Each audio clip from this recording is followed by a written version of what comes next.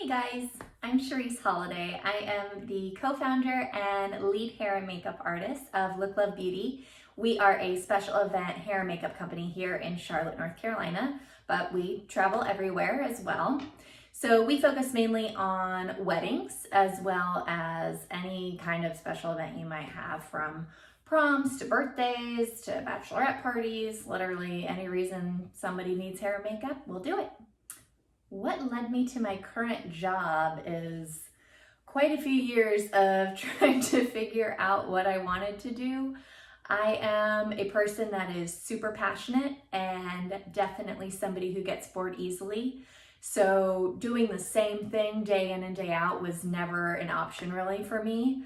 I went to college up in New York City, LIM College, and I got my bachelor's of business degree there. And while I was there, I interned at quite a few different beauty companies. I started out at Victoria's Secret within their beauty PR department.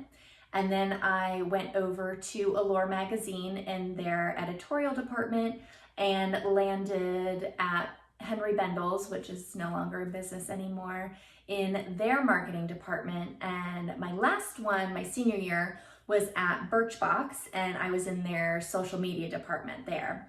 And during my time at Birchbox, I really got to play with products a little bit more than my past internships that were primarily business, marketing, social media. So during my time at Birchbox, I got to get my hands dirty a little bit more, and I realized I thoroughly enjoy using my hands to create things and just kind of get away from the desk. I'm definitely not a person that can sit somewhere all day and work. I love to be on my feet. I love using my hands. I love just kind of getting in there and doing and creating more so than the behind the scenes work. So once I finished college, I was trying to figure out what it was that I wanted to do, and it really wasn't until about 2 weeks after graduation, my mom asked me what my favorite part of my day was, and I answered getting ready, which is so silly and sounds not like a legitimate thing that you could turn into a career, but turns out you can. So with that, she basically really gave me the push that I needed to go to hair and makeup school. So 2 weeks post-grad, I found myself at the Makeup Designery, MUD, which is a hair and makeup school for film and TV in New York City. And I did their film, TV, and bridal program. I think it was around 3 months. And it kind of gave me the fast track of learning skills of doing hair and makeup on other people, not so much just yourself, which is a very different thing than most people think. Once I finished there, I started working at a makeup salon. Basically, it was kind of like a dry bar, but for makeup. And I did hundreds, maybe thousands of women in New York City needing makeup for various events and whatever they were doing. And that's where I really learned speed and skill and took a lot of different things away from that job. Then my husband and I relocated to Charlotte, North Carolina, and I started working with a bridal hair and makeup company here in Charlotte. Worked with them for quite a few years. I also worked at a salon on the business side, managing, and that was one of the best experiences because I really learned people skills, how to communicate, how to do some behind the scenes work, just enough to not drive me crazy, and also be able to apply that to the business I have now. So while I was at that other bridal company, I met my now business partner, who is phenomenal, and basically it's like having a clone of myself, which has made it such a successful venture, and so lucky to have her by my side. And we just kind of aligned on different business practices, what we were passionate about, what we loved.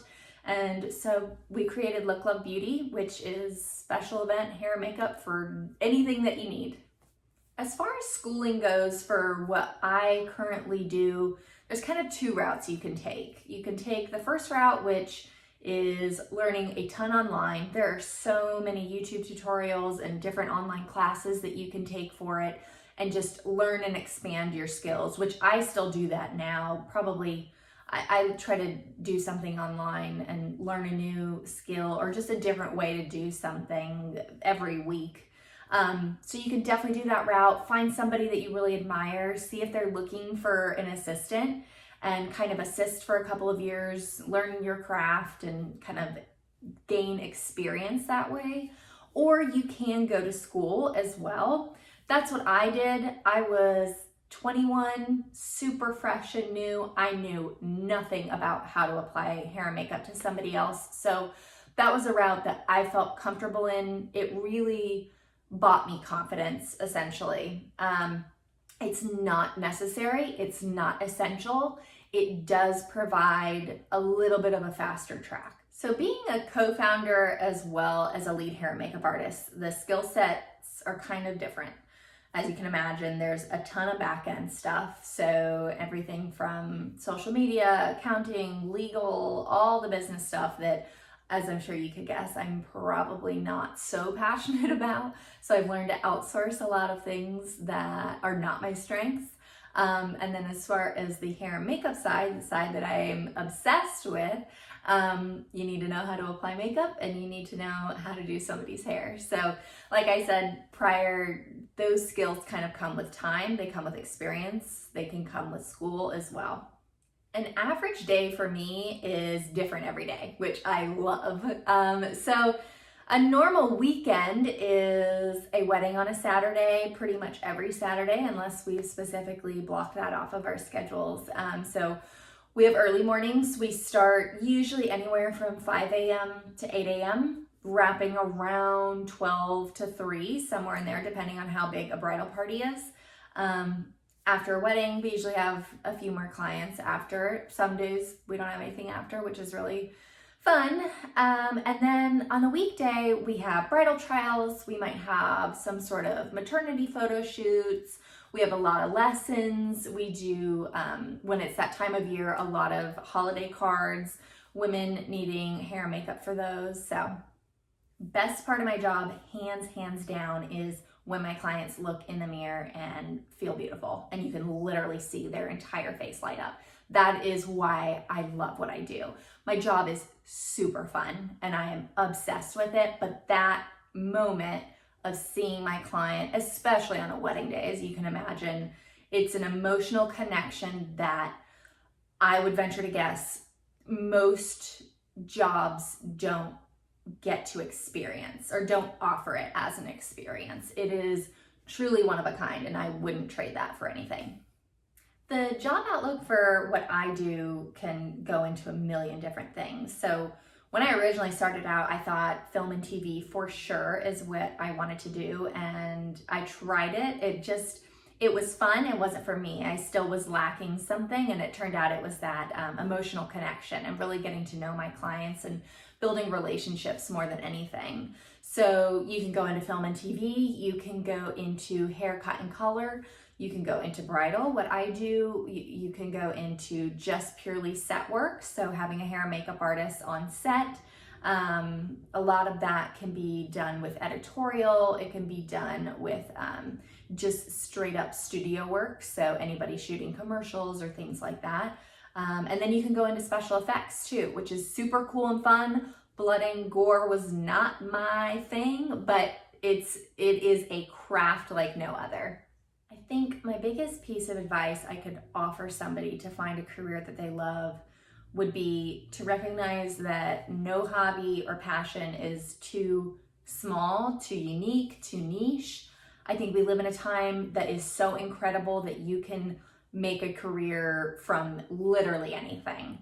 I think when I was younger and I was trying to figure out what I was passionate about, I definitely knew what it was, but trying to apply that to a career frame of mind was close to near impossible for me. So it wasn't until you start to kind of change your perspective and try to think, okay, my passion is hair and makeup.